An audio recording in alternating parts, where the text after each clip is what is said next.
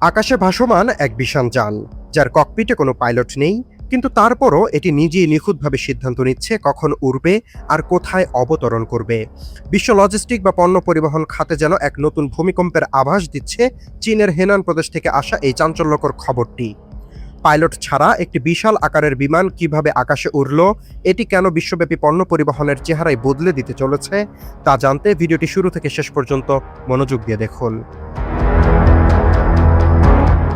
চীনের হেনান প্রদেশের আকাশে সম্প্রতি যে দৃশ্যটি পরিস্ফুটিত হয়েছে তা একাডেমিক কল্পবিজ্ঞানের পাতা থেকে সরাসরি বাস্তব জগতে নেমে আসার মতো।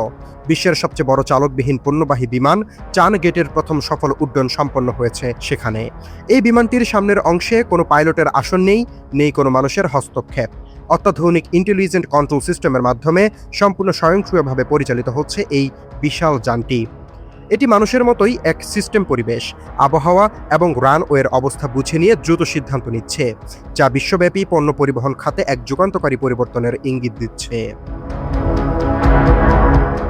বিমানটির শক্তি ও কাঠামো নিয়ে যদি কথা বলি, তবে তা সত্যি মনে হবে আগামী দিনের প্রযুক্তির ছোঁয়া।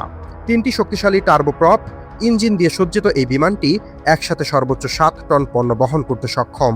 এর ভেতরের গঠন অত্যন্ত স্মার্টলি ডিজাইন করা হয়েছে, যেখানে 28 ঘনমিটারের একটি বিশাল কার্গো হোল্ড রয়েছে। এই বিশাল আকারের পরেও বিমানটির রানওয়ে প্রয়োজনীয়তা একেবারেই নগণ্য। মাত্র 280 মিটার দৈর্ঘ্যের একটি ছোট রানওয়ে ব্যবহার করেই এটি সহজেই উড়ান ও অবতরণ করতে পারে। এই বৈশিষ্ট্যটি বিমানটিকে একটি আদর্শ যানে পরিণত করেছে। পাহাড়ি বা দুর্গম এলাকা, যেখানে সড়ক পথ নেই বা পৌঁছানো অসম্ভব, সেখানেও এটি ছোট বিমানবন্দর বা অস্থায়ী রানওয়ে ব্যবহার করে অত্যন্ত দ্রুত পণ্য পৌঁছে দিতে পারবে। 1500 কিলোমিটার ব্যাসার্ধের নিখুঁতভাবে কাজ করার ক্ষমতা রাখা এই ড্রোনটি সাধারণ কোনো পাইলট চালিত কার্গো বিমানের তুলনায় খরচের দিক থেকে অনেক বেশি সাশ্রয়ী। কোনো পাইলটের প্রশিক্ষণ, বেতন বা নির্দিষ্ট সময় বিশ্রামের প্রয়োজন না হওয়ায় লজিস্টিক খরচ কয়েক গুণে কমে যাবে বলে বিশেষজ্ঞরা মনে করছেন। নির্মাতা প্রতিষ্ঠানের দাবি অনুযায়ী আগামী 2026 সালের মধ্যেই এই বিমানটি বাণিজ্যিকভাবে উৎপাদন যাবে।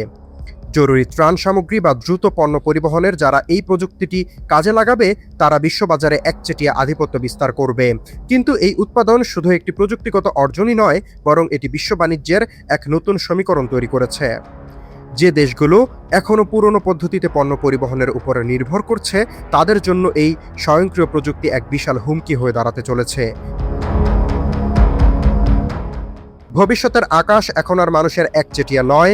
এই বাস্তবতা মেনে না নিলে পরবর্তী দশকে বিশ্ববাজারে টিকে থাকা প্রায় অসম্ভব হয়ে পড়বে। প্রযুক্তির এই অভাবনীয় উন্নতি এবং ভবিষ্যতের এই চ্যালেঞ্জিং পরিবর্তনের সাথে নিজেকে আপডেট রাখতে আমাদের চ্যানেলটি এখনই সাবস্ক্রাইব করুন।